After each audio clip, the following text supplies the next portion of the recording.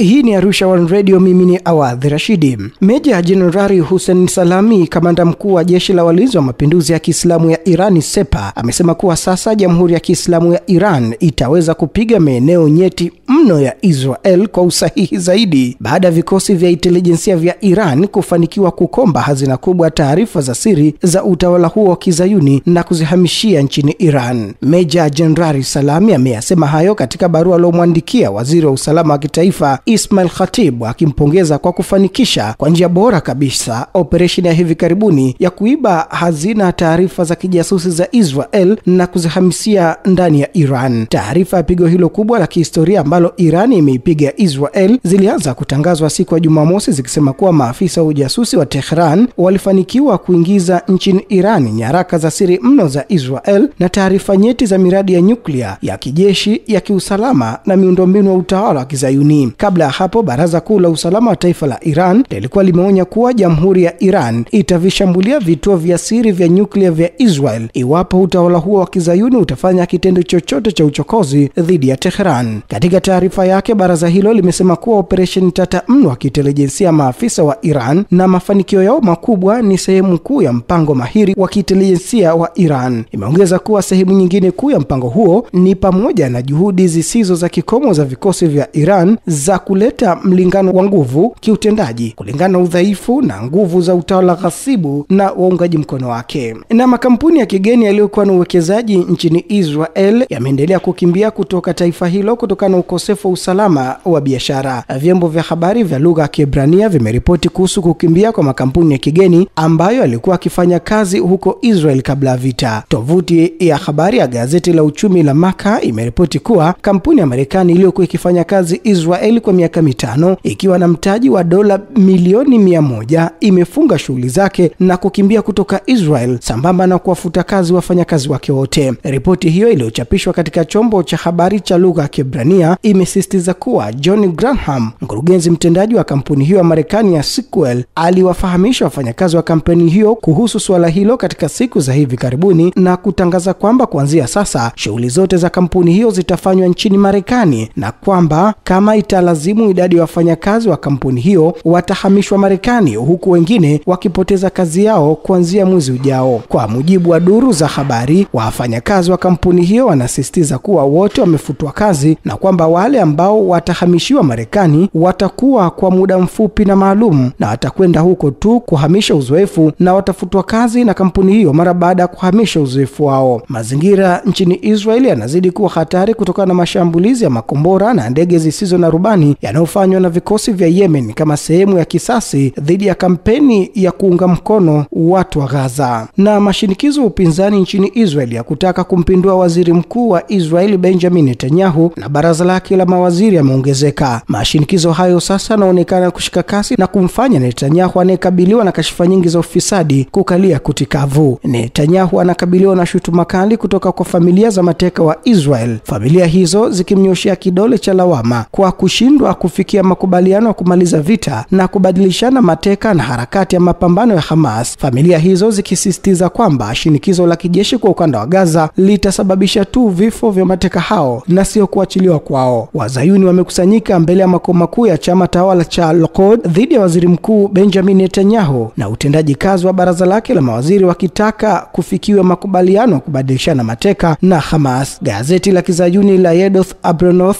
limeripoti kwamba familia za wafungwa wa Kizayuni na baadhi ya wanaharakati wengine zilifanya maandamano na kukusanyika mbele ya makao makuu ya chama cha Likud mjini Tel Aviv. Washiriki wa maandamano hayo wakisikika wakitoa nara dhidi ya Netanyahu na kutoa wito wa kufikiwa haraka iwezekanavyo kwa makubaliano ya kubadilishana mateka. Wapinzani wa Netanyahu, hasa familia za mateka ambao ndugu zao wanashikiliwa na Hamas, wanasema kuwa kuendelea vita hakuna natija ghairi ya kuongeza masaibu na machungu kwa pande zote mbili. Na mashambulizi ya Israel katika ukanda wa Gaza yamesababisha vifo vya Wapalestina 60 ndani ya saa 24 zilizopita. Hayo ni kwa mujibu wa duru za afya za ukanda huo. Mashambulizi hayo yamelenga maeneo mengi na kuzidisha mzozo wa kibinadamu katika ukanda huo. Katika mji wa Gaza, madaktari 3 wa Palestina na wengine 2 wameuawa katika shambulio la anga kwenye kitongoji cha Shujaiya na wengine kadhaa wamejeruhiwa. Wanajeshi wa Israel wakishambulia eneo moja karibu na hospitali ya Al-Shifa na kujeruhi watu wengi. Imeshambulia pia eneo la Al-Saftawi kaskazini kaskazini mwa mji wa Gaza na kusababisha hasara kwa raia. Huko kusini mwa Gaza pia Wapalestina 13 waliokwenda kuchukua misaada katika eneo la usambazaji wa misaada lililotengwa na Israel na Marekani wameuawa, huku wengine 3 wakiripotiwa kuuawa katika shambulio tofauti la anga karibu na hapo. Tangu kuanza jinai za Israel hadi hivi sasa vifo vya Palestina vimethibitishwa kuwa ni zaidi ya 54,000, ingawa duru za afya zinasema kuwa idadi halisi ya watu waliouawa ni kubwa zaidi ya hiyo. Wahanga wakubwa wa jinai hizo ni wanawake, watoto wadogo na wazee. Haya yanajiri katika hali ambayo kamati ya kimataifa ya Msalaba Mwekundu imeonya kuwa mfumo wa huduma ya afya kwenye ukanda wa Gaza ni dhaifu sana, wakati huu ambapo mashambulizi ya Israeli yanaendelea katika sehemu mbalimbali za ukanda huo. Na meya wa Kyiv Vitali Klitschko amesema Urusi imeanzisha shambulio kubwa la ndege zisizo na rubani kwenye mji mkuu wa Kyiv.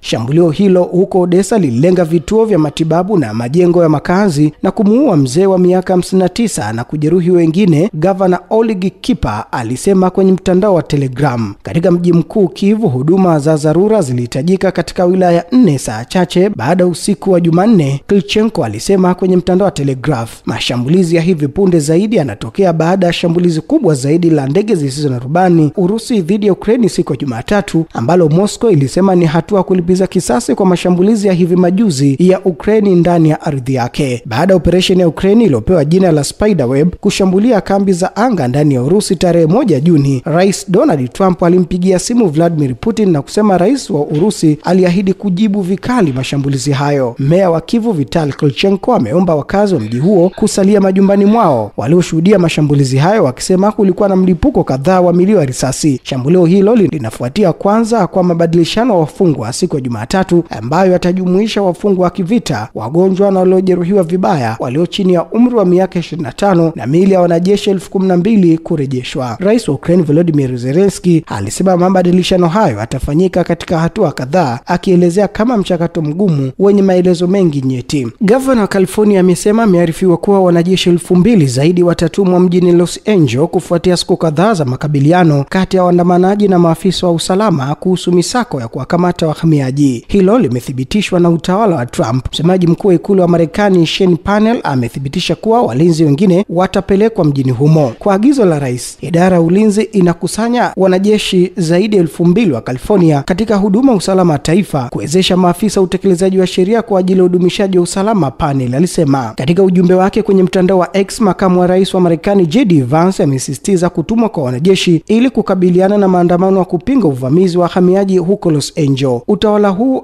hautatishwa na uvunjaji wa sheria, Vance alisema, na kuongeza Rais Trump hatarudi nyuma. Hata hivyo, Governor Gavin Newsom ameitaja hatua hiyo ya Trump kuwa ni kutimiza ndoto ya rais dikteta, huku mwanasheria mkuu wa California akimshtaki Rais Trump kwa kutuma majeshi jimboni humo bila ya ridhaa ya gavana. Mwisho wa Rubaza Kimataifa kutoka Arusha One Radio, mimi ni Awadh Rashidi.